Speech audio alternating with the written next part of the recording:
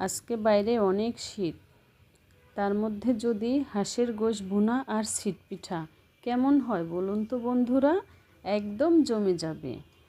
আমি সমস্ত মশলা কষিয়ে সুন্দর করে হাঁসের গোশ আস্তে জালে বেশ সময় নিয়ে কষানো হয়ে গেলে আমি গরম পানি চালের গুঁড়া সুন্দর করে গুলা তৈরি করব। গুলা তৈরি করে আমি সসের বোতলে সেই গুলাটা ঢেলে দেব।